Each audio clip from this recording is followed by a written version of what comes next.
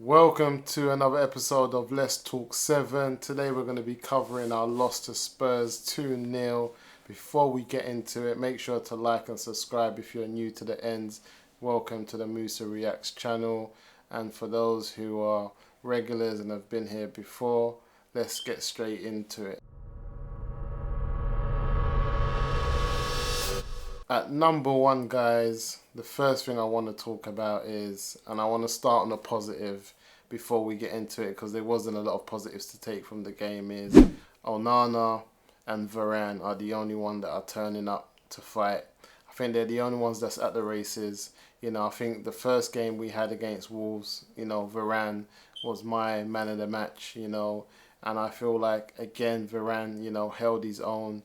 In terms of his defensive work, I had nothing really to fault Varane with. And Martinez is still not up to paces. You can tell that his injury, he's still getting over his injury. He's just not himself. And Varane's having to cover and to bring that level of balance to the defense. And obviously Onana, from what I've seen pre-season and the first two games, man, he's passing. His short pass, long pass, it's better than some of the players that we got on the pitch. Some of the players that we have are not able to pass the way he is. And there's not much I can really say about that. And they're the only two positives I can take from the game, to be honest, was Onana's saves, kept us in it. It could have been a bigger score, defeat. And yeah, man, and Varane's still turning up and doing his bit. And that's the only two positives I'll take from the game. At number two, fitness levels. I just don't understand how, after pre-season, we're still not fit. The squad's still not fit. And some of the things that's kind of concerning is that during pre-season, we could see that Erik Ten Hag was trying out a lot of, like first half he'll play a side, or one game he'll play a team, and then the other game he'll play another team. And some of the players that got a lot of minutes in pre-season haven't featured on the bench, or even they haven't featured in the starting 11, let alone on the bench. Do you know what I'm trying to say? So for me, it's worrying that he gave players opportunities in pre-season rather than the players that he wanted to stay at the club, the players that he wanted in the squad, giving them the minutes to kind of understand what he wants from this season. He gave a lot of players like Brandon Williams and Harry Maguire and, Palestri and, just players that, if you're going to give them Donny van der Beek, for instance, who was one of our better players in pre-season, if you're going to do that and give him time and let them understand the type of football that you want, then have him on the bench and have him start. So that's the thing that I found strange, that, we're not fit. Spurs were fitter than us. Wolves were fitter than us in our first game. And you find that we come firing in the first 30 minutes, which was better than the Wolves game. But after the 30 minutes, 45 minutes, second half, we were just tired and we're just not at the races. And that, for me, is a worrying sign, is that we're 2 games in and we're still playing as if we're in pre-season, needing these games to warm up. So that's their worrying sign. In at number 3, it's got to be Mason Mount. It has to be Mason Mount.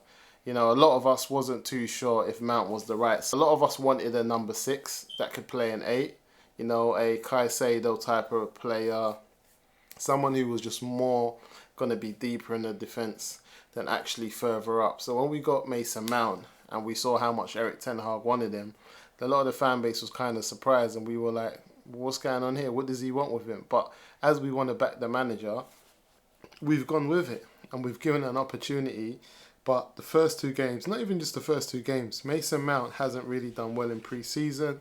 He hasn't barely contributed in the first 2 games, and the manager has stuck with it.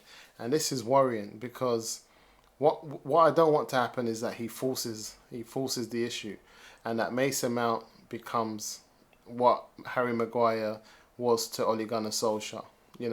A player that you overpaid for, because you got to remember, Mason Mount hardly played last season, didn't play well at all, and was on the last year of his contract. A player we could have got free this season coming up. Nobody else wanted him, and we came in there and paid £60 million for a player that had one more year on his contract, and on top of that, hardly played the last season or didn't play well at all. So for me, it's worrying that, Ten Hag is persistent with it, because I think after the first game, I would have just made it easy, because I want Mount to succeed at United. So just put him on the bench, bring him on, let him just get used to, the play, let him get used to the squad, the players.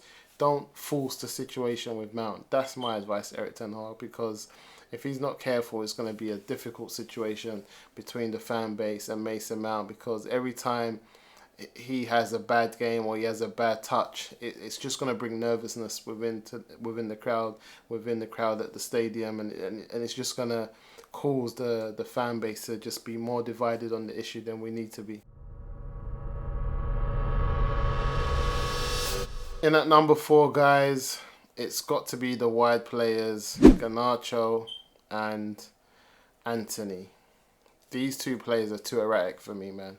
They're not measured enough. I feel like with Pellistri and Sancho, they're more measured as wingers. They don't take risky. They don't do risky stuff. They're not on the wings just being erratic, or they don't put their head up. Pellistri is great at finding players in the middle of the park. He's great at finding a pass, and we know Sancho's the same. Sancho keeps the ball. Sancho might not be scoring like we want him to or doing assists, but he doesn't give the ball away. And when he does, pass or see a ball, he makes the right choices. Like their decision making on the pitch as wingers is much better than Nacho and Anthony. And I just feel like after what happened in the Wolves games, to see that Erik ten Hag started both of them, at least bench one of them, at least start Anthony and Sancho rather than just start both of them. And I think that was a big mistake. And I think if he does it again against, in our next home game, I don't know, man. But I think both of them can't start for me. Forget one of them, I'm benching both of them. And it's either I'm just going to bring on Sancho and Martial and Rashford and take it old school, or Pellistri on the right. But he can't start Nacho and Anthony again. He just can't do it. In at number 5, guys, the transfer window hasn't been the best, and it hasn't helped us. I think a lot of people were gassed. We bought a new goalkeeper, and yes, Onana for me has been the one out of all of them. But I think the fact that we've had 3 transfers in, and one of them's injured, and the other one's Mason Mount, who we felt like we already had a player in that position in Bruno Fernandes. It just hasn't been the best transfer window, to be honest, we could have hoped for. Because if you think about it, guys, before we even kicked a ball, or before even the end of last season, we were talking about, buying the defender from Napoli. We were talking about buying Harry Kane, Victor Osimhen, all of these names that we were linked to in terms of proven strikers, proven defenders, Caicedo, and this is where we've ended up. And I feel like what we thought as a fan base, or what we thought we were looking at, and players that we were chasing and having scouts look at, are not the players that we went in for. No one saw the Mason Mount thing coming. No one saw De Gea getting, not getting a new contract and bringing in Onana, which has been good. I'm not saying it hasn't, but like I said before, I don't think it's something that we had to do this season. And the reason I say that is, guys, is because let's deal with the stats. These are the facts. The facts are last season we were in the 2 top best defences in the Premier League, and we had the most clean sheets as a defensive unit. That tells us that as a defensive unit, we're in the top 2. We're one of the best in the league, full stop. But then when you look at the numbers in terms of scoring goals, we just barely made it in the top 10. Just barely made it in the top 10. So that tells you that we're not scoring enough. So then to go into a new transfer window and not go and get a striker, a top class striker, and we needed 2. We needed Højlund and Kane. We needed Højlund and Osimhen. We needed, a young striker that we can build up with, a proven striker that can score goals. So for me, this transfer window hasn't been the best, and the fact that we haven't got a number 8 in to support and help Casemiro, for me, it's just there's so much that can be said, but this is something that we debate non-stop on the Mandem show, and then it just doesn't stop. In at number 6, guys, it looks like 2 games in, and the 3rd game is already a must-win game. We must beat Nottingham Forest at home. because the following away game is at the Emirates against Arsenal, and I cannot see this team going away to the Emirates and getting any points. If we're playing how we're playing like this, we're not getting any points. So for us to only end up with 3 points from our first 12, it was something we don't even want to think about. So we have to beat Nottingham Forest. We're our third game into the season and it's a must win, and that means Erik ten Hag has to make the right choices, the right subs, the right changes to the team, because these subs haven't been the best this season, and he just has to make the right changes with the starting 11, and we've got to beat Nottingham Forest. I feel like if we don't beat Nottingham Forest, and then we're going into the Arsenal game needing a win, and we've got 3 out of our first 9, problems. In at number 7, guys, Erik ten Hag, manager, and his decisions and the decisions that he's making. Erik ten Hag has already spoken about the team not listening to him in pre-season, and he came out in one of the games and said that they're not listening to instructions. And it just reminded me of Jose Mourinho. In the back of my head, I thought to myself, and I remember telling the Mandem on the Mandem show, he needs to understand the batch of players that he's got in front of them. The last manager that came out and, you know, threw them under the bus in front of the media, these guys down tools. Roy Keane has said it. You know, a lot of ex-Man United players have said it. These guys and this squad of players, you know, even though he has changed it, there's still some that's still in there.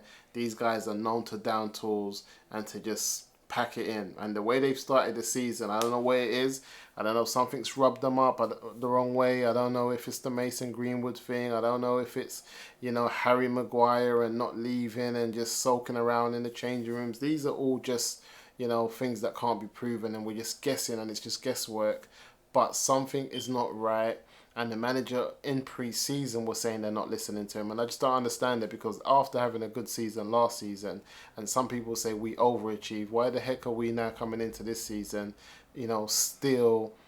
I think there's a hangover. There's been a hangover, because it's the same type of performances we had in the FA Cup. And it's the same type of performances we had to the end of the season, where, to be honest, if there was a couple more games, you know, there were teams that were chasing us down like Liverpool who might have caught us. So I feel like if we deep into it a bit deeper and look into it, you know, we didn't finish the season really that good. And I think we've continued the season how we finished it. And there's this hangover. And I remember telling the Mandem on the Mandem show that, listen, guys, the amount of games we played last season, especially people like Bruno Fernandes, do not be surprised if there's going to be a level of fatigue within this squad. And a lot of people like, nah, they've had a break, the professional players. But listen, we've started the season as we ended it. And Erik ten Hag is also not sounding right. He's also, you know, just brushing over things that we're all seeing and thinking, like, that's not right. That's not true. The midfield is struggling. Why are you saying the midfield's doing well? Because the problem that he has, and I understand what he's trying to say, is that because he's trying to play where all the, like, look at Arsenal, for instance. They're playing with Havertz and Odegaard. They're playing with 2 further players up, with Partey holding or Declan Rice holding. But the difference is they've got Declan Rice and Partey, and if they need to bring both of them in, they can do that to shore up the midfield. We can't do that. And on top of that, everyone's having these inverted fullbacks who are coming in. Our inverted fullback is Luke Shaw. And Luke Shaw is not... He's just not helping. He's not right now. He's just not at the races himself. So we're having a problem, guys. I don't know, man. I don't know if you guys agree with me, but they're my 7 points for this week's game. Let me know in the comments if for guys who are watching it now, and just, yeah, if you agree, disagree, let me know. But we got to beat Nottingham Forest in our next home game. If we don't, I don't know what to say, guys. See you on the next episode.